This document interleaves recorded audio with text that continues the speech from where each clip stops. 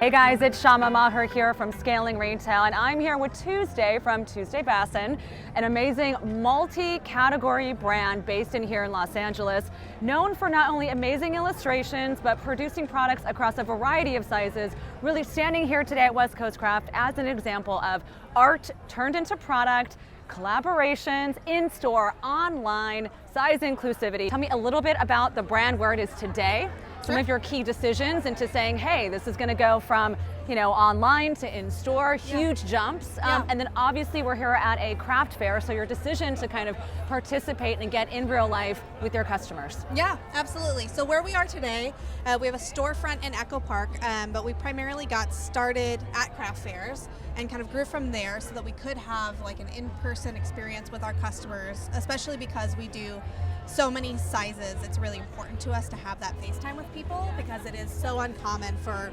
especially small brands to have that's kind of size run that we do. So craft fairs were really important to us to have that face time and give people confidence that we were thinking about their bodies when we made all of our clothes. So even though we still have a storefront, we love doing these because it's kind of how we got started. I love having a storefront too because it's like, online you're limited by the confines of your website, and in person you kind of get to do an experience, and it's another way to kind of drive home who you are, what you're about, just like the vibe. And I feel like as a person, I love going into stores and really soaking in like, this is what they're about, this is who they are, this is the music that they listen to, this is the smell. Tell me about the Tuesday vibe. We've been described as Easy Rider meets Slumber Party. Ooh, I love that! And I was I'll take that. Yeah, it's great. So, listening to like a lot of post-punk in the store. Yes. And our store is kind of dark and moody, which we really like. And we kind of just focus on it being like a comfortable space. Yeah. Amazing. So today we have a smattering of different kinds of products. Yep. I would love to know kind of your temperature check on, what you think are going to be some of the good movers this weekend. Absolutely. Well, we premiered this skirt and this t-shirt at West Coast Craft today. We sold out of like our first run of these skirts, and they're all in vintage fabric. So I'm really excited about these more than anything, but we actually just released a ton of new stuff. This is kind of our biggest seller, and we have a bunch of new colors. Awesome. Yeah. So tell me about kind of your size inclusivity like model and messaging. I know a lot of brands these days are trying to figure out how do I do that in a way that's authentic to my customer and authentic to my brand, while still obviously keeping their eyes on like, I might have to double up on my sample making. I might have to like actually really invest and not just say that I'm introducing larger sizes or smaller sizes. So tell me a little bit about your philosophy around that. Sure. Well, I think for us it was easy because it was always in our DNA. Like that was something that was important to me from the beginning. Like I wasn't really interested in making clothes if they weren't inclusive. Growing up, my mom is a plus-sized person, and it's really heartbreaking to go shopping with her and just like experience that with her, and so it has always been my goal to make things that not only scale up in size but consider the needs of different sizes of bodies, because it's different across the board, right? Absolutely. So I think to me it has always been in my budget to, you know what I mean? Because you started the way you wanted to finish. Yeah. And I think that is just an important philosophy in life, right? Start the way you want to finish, right? That's amazing. So tell me a little bit about collaborations for the brand. What do you guys have going on right now? How important are collaborations? What's coming up down the road? I think it's really exciting to collaborate with other brands, especially other small brands, because it's sort of like, collaborations are beautiful because like instead of feeling jealous or competitive, you can just be like, I love what you're doing. I love the magic of what you're doing. Yes. I want some part of that without, like trying to emulate what you have. So let's come together and do something special. Tell me a little bit about this collaboration, because I think it's obviously so great to be able to look across different categories and figure out how you can collaborate, not just like, hey, I have a print and I want to put it on this, but like looking kind of at the bigger landscape of what brand means. Yeah, absolutely. Well, I feel like for me, it's sort of like, that coffee is... Oh my God, I think I need some. For me, it's like more of like a general vibe. And for the holidays, we made these like really cool mugs that are produced by this family-owned factory in Poland that's been making them since the 40s. Wow. Yeah, and we love these mugs, and we were like, how can we make this more holiday specific? And so I reached out to a local roaster here in town and asked if they would want to do like a special roast for me. As you kind of look to bring together a community, obviously you're here this weekend, you are also online, you have your own shop.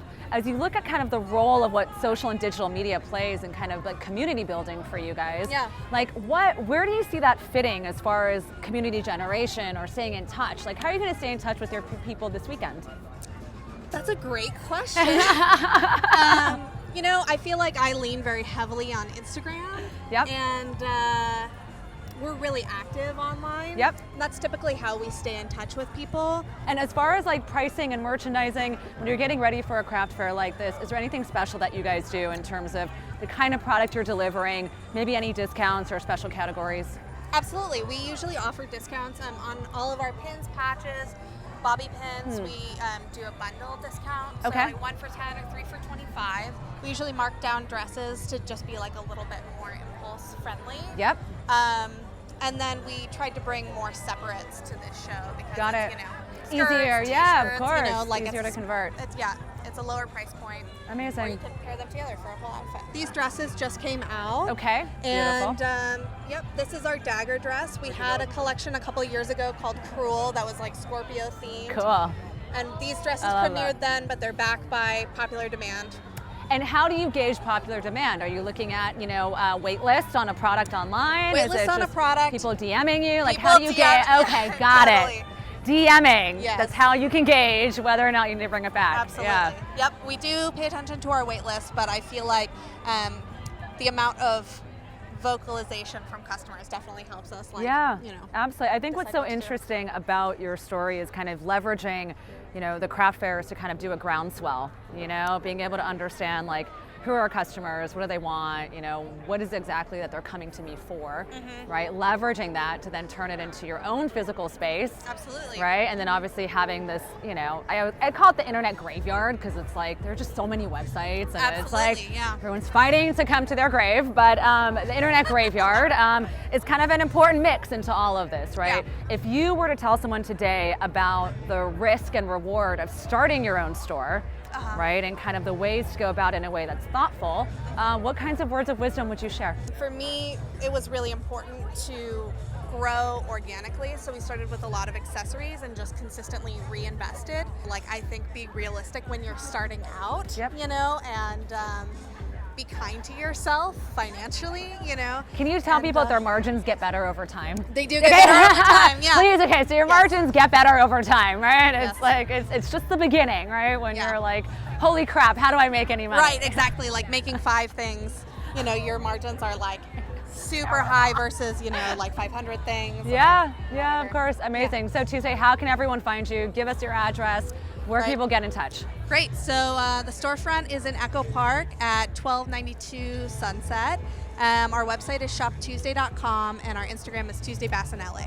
Amazing. Thank you, Tuesday. Thank you so You're the much. best. Thanks for having me. me. Oh my God, absolutely. All right, guys, that's all from me here today with Tuesday. A great opportunity to take a look at how you build a business from a groundswell, take it in person, be able to really connect that customer from a 360-degree standpoint, collaborations, made in LA. You basically do it all. And guys out there, if you're interested in learning how to build your business, create a sales and marketing strategy, implement operations, maybe get to better margins sooner than later, send us an email at hello@scalingretail.com. Would love to talk to you about your business strategy. Thanks, guys. Bye. Awesome. Thanks.